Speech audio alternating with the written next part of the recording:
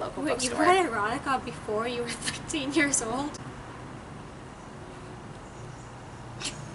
Hello, you gorgeous individuals. It's Cobb, and today I'm here with useless lesbian GAYLEEZ'S. I don't know who that is. My name is GAYLEEZ'S, and Kav likes harassing me. In actuality, GAYLEEZ'S is a blogger over at thebookishactress.com, and she has a sometimes active booktube channel. Wow. Yeah. So we decided to do a collaborative video idea where we talk about books that are really important to us. So here on my channel, we're going to be talking about 5 books each that healed us, and over on her channel, we talked about 5 books each that we felt described us or that we strongly identified with. And basically this is just a way to share the love for books because, as we all know, that's why we're here on booktube. On youtube.com, www.youtube.com. Exactly. And neither of us know the books the other have chosen, so we're also going to be guessing which books they chose to see how well we actually know each other, because we've known each other for like, what, 2 years? 2 years. 2 years now? Except we didn't know that we lived in the same area for like 6 months, so. And then we were also broken up for 6 of those months and not talking to each other. So we've known each other for about a year in real life, total. In actual life. In Twitter is actual- all fake. That's true. Anyway, we're gonna get started with the video. So, let's jump right into it.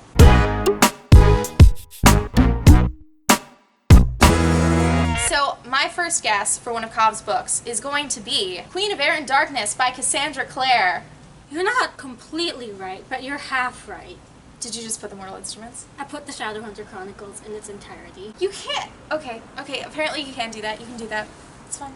So, the first series I'm going to be talking about is the Shadowhunter Chronicles by Cassandra Clare. I only brought one of my many copies of City of Bones out because It's like I wasn't... an entire 2 shelves. Yeah, I wasn't about to carry all of those books outside. For those of you who haven't been on my channel, ever, the Shadowhunter Chronicles is basically a really in-depth, at this point, fantasy series that follows a race of half human, half angel people called Shadowhunters who essentially kill demons, and that's like the very basic gist of it, but I can't really talk about any of the plots because the series is like at least 15 books long at this point, so I don't think that I can really get into that. And also, this is one of the most popular series out there, so I'm sure you've heard of it by now. And if you've been on my channel for any amount of time, you've also heard of it, because it also happens to be my favorite series in the entire world, and Cassandra Clare is my favorite author in the entire world. I've talked about why on my channel a little bit before. I made a video last year, I believe, for my 2-year booktube anniversary about how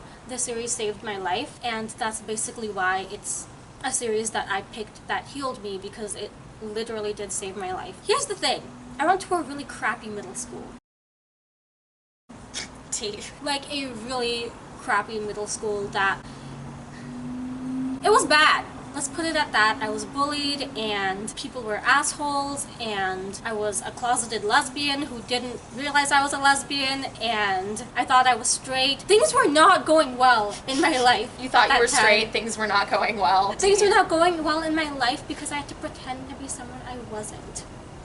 And this series kind of came to me at the exact time I needed it. I truly think that if I had read this series at any other time in my life, I probably wouldn't consider it my favorite series of all time, because it probably wouldn't have had as much of an emotional connection to me. But I got it at the time I needed an escape from the real world, because the real world was filled with complete and utter darkness. I truly didn't know if I would survive middle school, and every time I've been in an area like that, these books have come through and saved me. These books have always been the backbone that have saved me, and they're the reason I'm even on booktube today, because I discovered booktube because of these books. So these books basically paved the way for my entire life, and without booktube I don't know who I would be. So for many a reason, these books healed me. Plus, another addendum to add to this little thing, these books are also the first time I saw representation of my identities. Alec and Magnus were the first queer characters I ever saw in literature, and Magnus was the first ever queer character of color I saw in literature. And the representation in these books, I feel, has grown. Not everyone has to agree with me, but personally I feel like Cassandra Clare has grown with her representation. You know, The Infernal Devices has a disabled half-Chinese main character. I love him.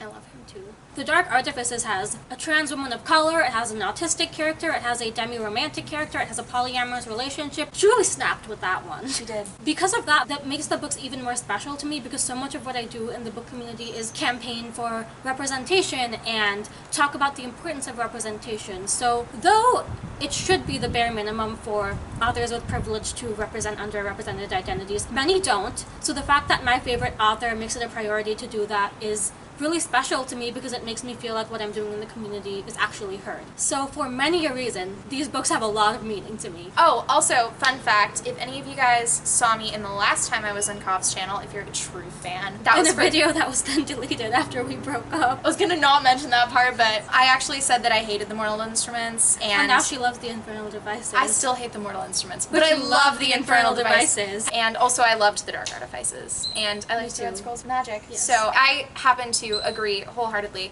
with the premise that Sandra Clare has grown in representation. They get a lot better over time. Okay, the thing is, City of Bones was written in 2007. It's her first That's book. true. Obviously, it's not going to be the best one. Yes.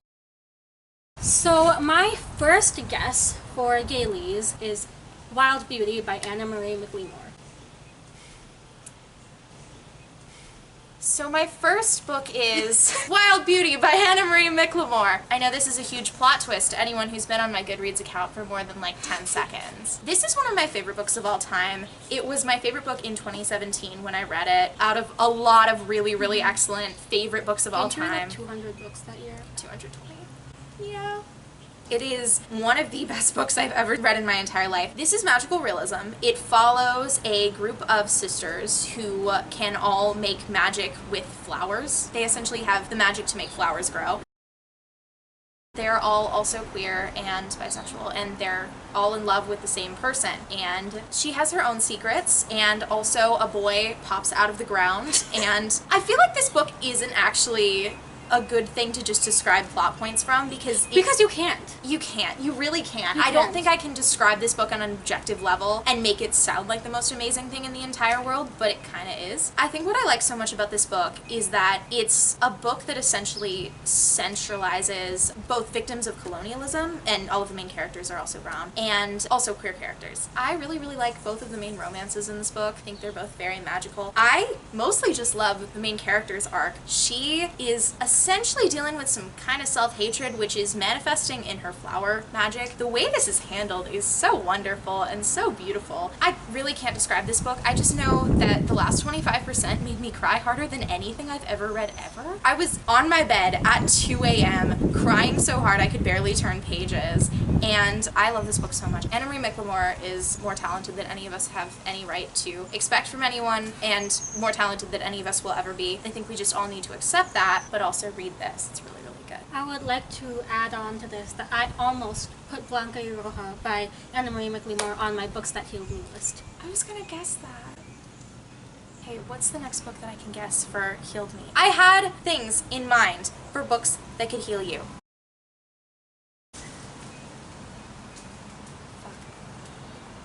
I'm going to guess Girl Made of Stars by Ashley Herring Blake, or any Ashley Herring Blake book. So the next book I have to talk about is Girl Made of Stars by Ashley Herring Blake. They have the hardcover because they're not cheap.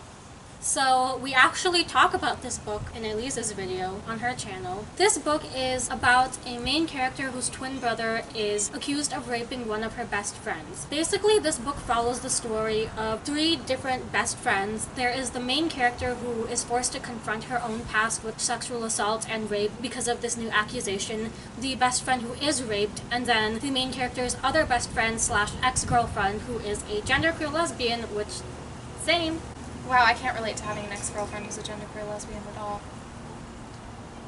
Honestly, there are so many things I love about this book that I honestly don't know where to begin. First of all, I actually struggled between whether to put this on this list or on the list that we chose for GAYLEEZ'S video, because the best friend slash ex-girlfriend is a genderqueer lesbian, and that was the first time I ever saw that rep done so well. That meant so much to me, and just the way the author handles the topic of sexual assault, I have to say it is one of the best I have ever read. It was so impactful. It hit me right in the heart. Like, it took my heart out and it slapped it and it put it back in. That sounds really painful. This book is painful to read. It is a painful book to read, but it is also beautiful because it is also about the friendship and the community that these three teenagers find when they come back to each other and the way they hold each other up, and that's what's so beautiful about it. I think you said this in your video. You feel like this book is about all of our responsibility in terms of rape culture and in fighting against it, and I think that was really well manifested in how they all held each other up. You know, this main character's twin brother was accused of rape, and that is rough. It's super painful to actually have to acknowledge that, and yet the narrative is so careful not to blame Hannah, the victim, at all, and I think that's really wonderful. This was such a tough topic to handle, and she chose to portray it in the most complicated way, and she managed to do it with such nuance and grace and respect, and I think that deserves to be commended for all time. Yes. Do you have a guess for my second book? I do have a guess for your second book. Uh-oh. What is it? I think you like one of them more than the other, but I'm just gonna say The Six of Crows duology by Leigh Bardugo. So, my second book pick is Crooked Kingdom by Leigh Bardugo. Honestly, I think both of these books are my favorite. They're my two favorite books when I make any list whatsoever. And they both mean a lot to me in very different ways. Six of Crows was the book that got me into blogging, essentially. Crooked Kingdom means a lot to me because when it came out 2 months after I first read Six of Crows, I binged it in about 5 hours, and it remains one of the best series endings that I've ever read. I am probably sort of known by my followers for like not really being great about series endings. I've hated a lot of them. It is my opinion that usually if a middle book starts going downhill, the last book gets even worse and it's a mess. I really like this ending to this series because it's an ending that genuinely prioritizes these characters' healing over any kind of plot twist death. I considered putting this on list of books with characters I identify with because Inej Gaffa is actually probably my second favorite fictional character of all time. Her character arc in book 1 and in book 2 is so wonderful and so revolutionary. The point I was trying to make broader about this series is that this book manages to focus on the recovery of these characters. This is a series about 6 criminals. They are essentially all people who are either kind of terrible or kind of traumatized in various ways, usually both. And I think book 1 does such a good job bringing that up and bringing that into the discussion, but I think often when authors bring up that the characters are traumatized, they don't actually want to do anything about it or like develop that in any sort of way. And this book ends up basically being about these 6 characters healing in the most ridiculously wonderfully written way. This made me cry on various levels. I think every single character's arc is just so wonderful. This was healing. I read it when I'm sad. So I'm going to guess for this one. You might have put this in books that describe me. We Are Okay by Nina LaCour. That is not on my list. It was also really close. Both of that and Blanca y Rojo were so close to making my list. The next book on my list is Girls of Paper and Fire by Natasha Wynne. So, similarly to Girl Made of Stars, Girls of Paper and Fire is another extremely difficult book to read. Girls of Paper and Fire is set in a fantasy world where there are 3 casts of individuals. There's one cast that is an all-demon cast, then there's a cast that's half human, half demon, and there's a third cast that's an all-human cast, and basically the demon cast is like highest up on the totem pole. The main character in this book, Lay, gets chosen, and by chosen I mean forced, to be a concubine for the Demon King. Well, that's rape. That's what that is. Before I get into what I love about this book, I also want to point out that it has one of the most badass sapphic romances between 2 women of color. I love my sapphic babes. And this fantasy world is actually inspired by multiple Asian countries, just like the author's upbringing. I think Malaysia and China are the main ones. Yeah. But it's kind of like a meld of Asia, and I love that. So again, this is a book that I could have put on the books I identify with the list because it's about lesbian Asians. Same. And yes, it did represent me in that way. That's part of what's really special about it, but I think more than that, seeing this representation actually did heal me. There was something about this book that was so special because it is the story of a lesbian Asian main character, which is fun, but it's also the story of a woman who is undergoing one of the most severe and intense forms of trauma that you can possibly undergo, and learning to stand up and rise up against the people who try to take her down. This is a love letter to women everywhere. This is just a love letter for all the women whose stories aren't told, the women who are raped and sexually assaulted, women who are queer, women of color. This is a love letter to women whose stories never get told, and the fact that the author is telling our stories is one of the most healing things in the entire world. So Okay. Kav, what is your guess for my third book? I kind of want to ask if you have a Nina LaCour book on this list. I don't. I do love Nina LaCour. I love Nina LaCour. I was so sure. She was in the candidates. I almost brought We Are Okay. So the third book I picked is actually sort of for a similar reason, and it is Exit Pursued by a Bear by E.K. Johnston. I read Exit Pursued by a Bear before I started blogging, actually, in 2015. It was one of the books I fell in love with in the phase where I'd sort of outgrown just reading YA dystopians that were bad, like really, really bad. Fun fact, I read this like terrible sort of erotica. I didn't know it was erotica. It was like a 3-book trilogy. It was called Born. There was a phase after I'd gotten through the bad, and while I was sort of trying to find a new taste in books and maturing a little bit. Exit Pursued by a Bear is a book about a girl who was raped and essentially her recovery period. She doesn't know who she's raped by, and it essentially follows the public backlash she gets from students around her, but also the friendship between her and her best friend Polly. It's also vaguely a retelling of A Winter's Tale, which is super, super fun. It essentially just focuses on the friendship between Hermione and Polly and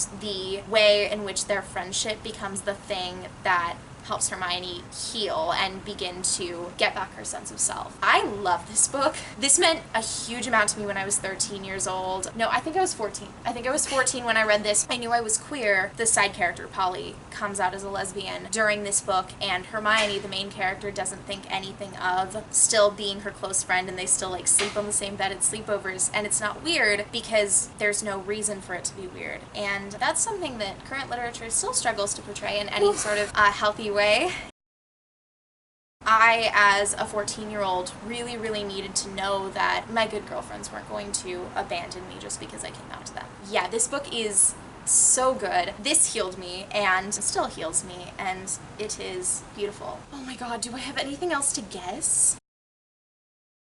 I'm not sure about this. The Bells by Danielle Clayton. It's on their list. Damn it! The next book on my list is The Astonishing Color of After by Emily Extar Pan. So good. So, so good. So, The Astonishing Color of After follows the story of a main character, Lay, whose mother dies by suicide, and Lay is then convinced that her mother turns into a bird. Lay really doesn't know anything about her parents' past, so throughout the journey of this book, she ends up traveling to Taiwan to meet her grandparents for the first time, and she starts uncovering all of these secrets about her parents' past and who they really were. There is a lot to this book. It's like contemporary with dashes of fantasy. I think that that is expressed so beautifully. I absolutely love how that is expressed in this novel. The only way I feel I can justifiably describe this book is a true work of art, because that is what it is. Calling it anything else is not doing it justice. So many books that do deal with these heartbreaking themes, because as we've seen in the trend in this video, I like heartbreaking books. They end sometimes on a sad note or an angry note. It doesn't end happy, and this book doesn't necessarily end happy, but it ends hopeful. It takes one of the most devastating and dangerous realities that I myself have lived. I have lived with depression since I was 12 years old, and I am a suicide attempt survivor. And it takes that reality and it turns it into something hopeful, and it shows that there is a light at the end of the tunnel. As cheesy as that saying is, this book truly shows that. I have read many books that deal with mental illness, and so many of them are sad, and that's a valid story too, but this one manages to make it hopeful, and that's really fucking powerful. 2 books left. I don't know, this is like really going out on a limb. Is there a Becky Albertalli book in there? No, but that actually would have been a good pick. Okay, this is actually representative of the 3rd book in this series, Bright We Burn by Kiersten White, a historical fiction series that reads sort of like combat fantasy, but it's not at all. It's historical fiction. So, you know, I was talking in the other video that we did earlier about gays throughout history. This book follows two lead characters, one who is a very powerful woman she's not really a good person at all. She's very much an errant heroine. Her brother is the other main character. His name is Radu, and he is Muslim and figuring out that he's gay very slowly. But once he figures it out in book 1 and falls in love with a guy who honestly plays with his emotions more than anything else, I was expecting the rest of the series to honestly fall pretty much into those trends. The only thing about the first book that I really thought was subversive of narratives is that he gets proposed to by a woman who is also Muslim and she's hijabi, and then she's like, hey, so the reason I proposed to you, because I know you're gay and I'm a lesbian and we need to get platonically married now. This sequel is honestly one of my favorite books of all time. I think I actually probably like it more than the ending, but I am putting the ending on here because my best memories of the ending are reading it with my friend Chima. Chima and I both read the third book of the series as an arc. We had both obsessed over this book together. I don't want to spoil anything. However, I think the third book of this series does an insanely good job giving queer characters an ending that you don't expect. It's essentially like the exact opposite of the bury your gays trope in that all of the straight people suffer and the gays are all like living their best lives.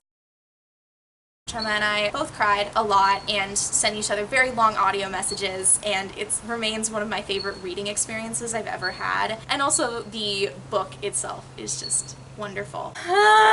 Okay, because you guessed a Becky Albertelli book, maybe something worse than the Sapiens Agenda. That was a contender. The last book on my list is... that healed you? That is heartbreaking. That book is the worst ending I've ever read in my life! More Happy Than Not by Adam Silvera. More Happy Than Not by Adam Silvera is a book that follows a 16-year-old Puerto Rican teen, Aaron Sado, who also discovers he's gay throughout this novel. In this novel, there's basically a procedure where you can erase your memories, and because of the neighborhood Aaron lives in, he basically doesn't want to be gay. As Elise very emphatically pointed out, this is a heartbreaking book. But when I thought of books that healed me, this is the first one that came to mind. More Happy Than Not is the only book that I feel has ever fully captured my experience living with depression and living as a suicide attempt survivor. And there are parts of Aaron's experience that I cannot claim, but there are also parts of his experience that so resembled mine it was almost scary.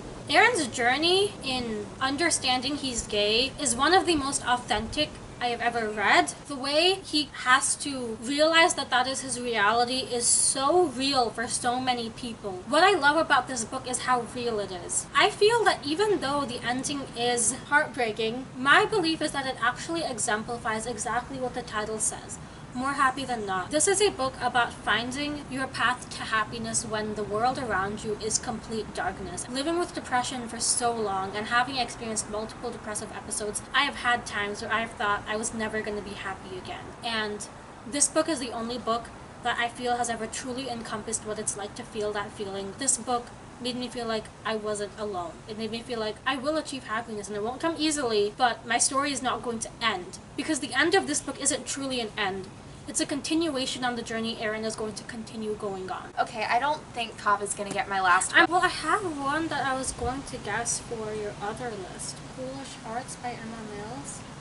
No, but I almost put that one on there. It was actually my second runner-up for this list.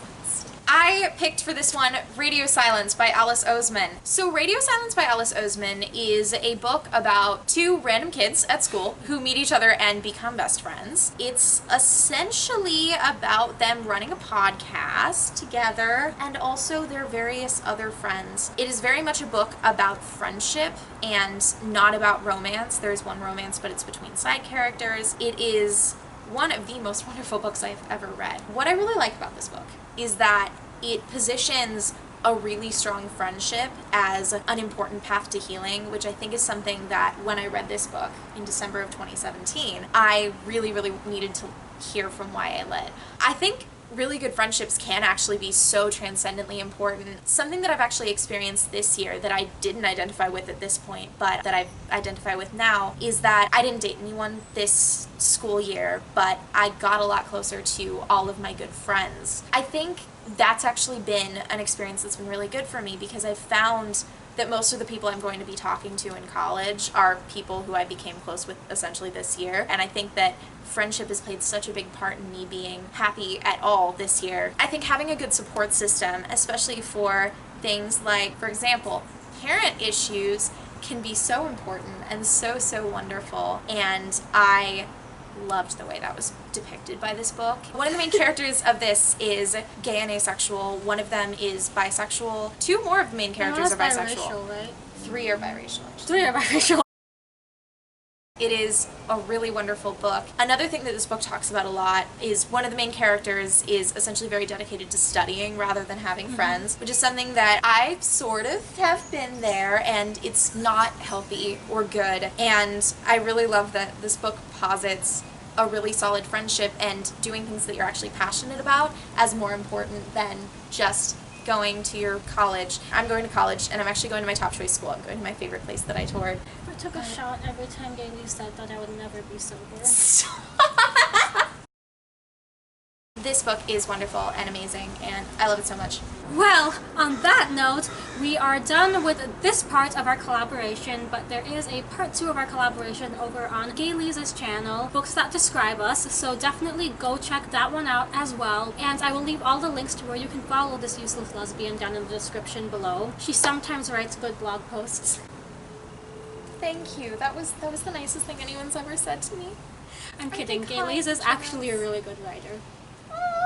Thank you. But despite the fact that this video was a little bit of a mess because we're chaotic lesbian messes, that's our brand, I hope you guys enjoyed it nonetheless and maybe got some good book recommendations. And if you did like this video, please give it a like and subscribe because that stuff makes me happy. And also please comment below on this video a book that has a very deep meaning to you because we'd love to hear that as well. And as usual, all of my social media and my Goodreads will be in the description below if you'd like to follow me anywhere else, as well as GAYLEEZ'S social media and Goodreads. And with that is all for this video. Thank you all so much for watching. Hope you're having a lovely day or night wherever you are. Please remember that you are beautiful and you deserve the world, and I'll see you soon for a brand new video. Goodbye!